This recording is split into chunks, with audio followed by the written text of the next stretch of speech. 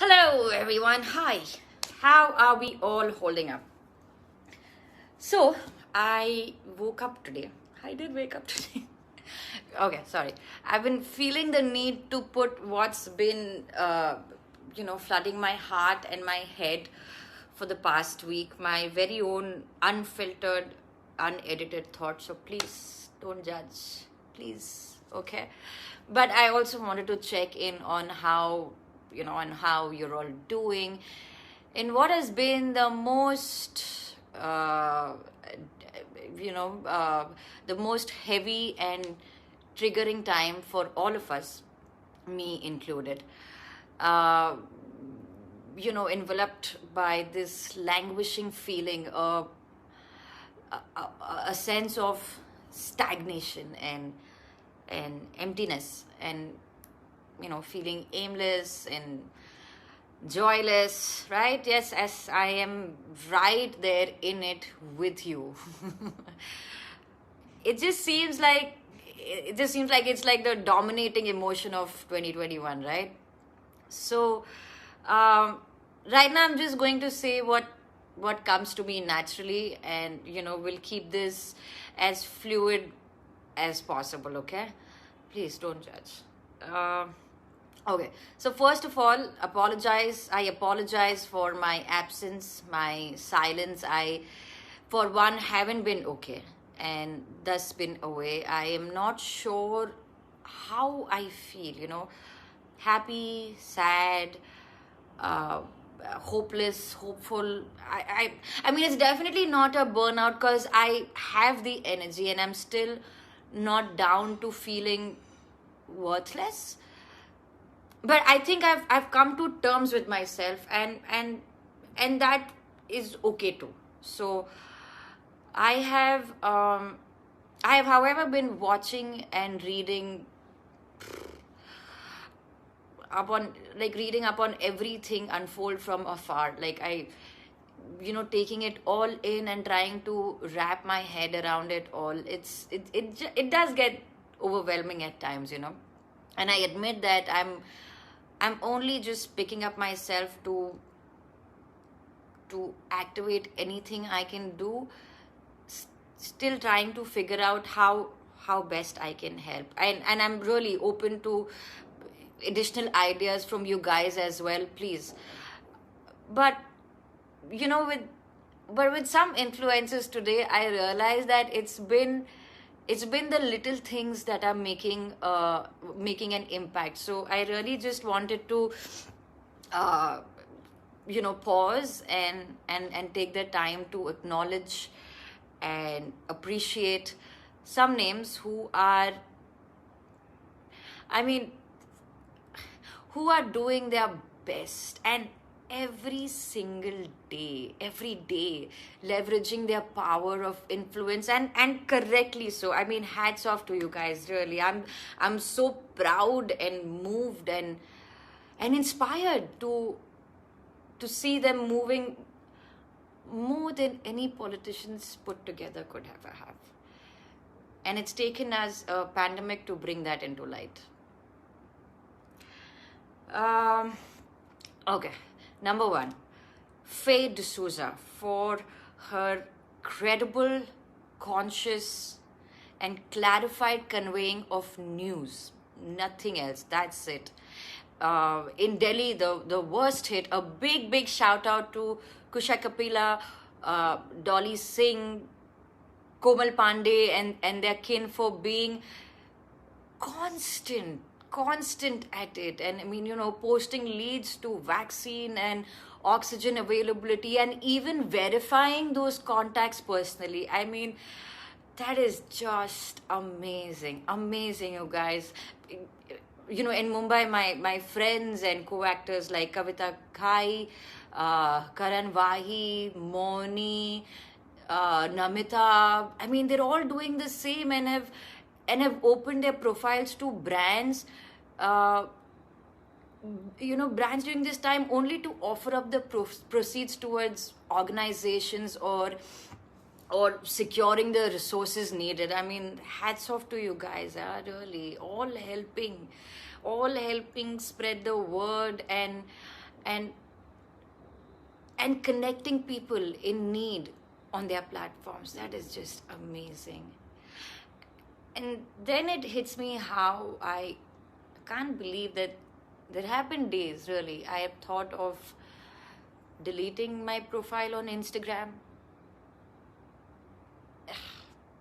But today I see why this platform rightfully exists, to serve as a tool to anyone with the privilege of reach, so that they can amplify information and resources, as as Freddie Bird rightly puts it. Instagram, the lifesaver in our hour of need. I cannot agree more. I That is just amazing. Then another bit, there's been two extreme ends to posts on this platform.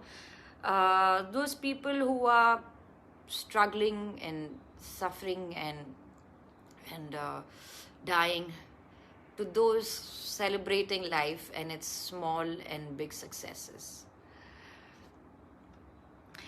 If on one side there are those who want to who want to escape the heaviness that is the news around, there are some who will think that we are not talking about it enough, and I feel that both are right, in their own way. We're not judging here. We're not here to judge. This is just the reality. It is the reality. I mean, to each their own way of healing, coping, combating, or participating in this time, I guess. Obviously lighter escapes are definitely welcome, but all I'm saying is, let's just be a little considerate and cognizant that we don't rub our privileges in people's faces. Please, let's make sensitive and emphatic choices, and also understand that. It's not each other that we are mad at. We are mad at the situation at hand.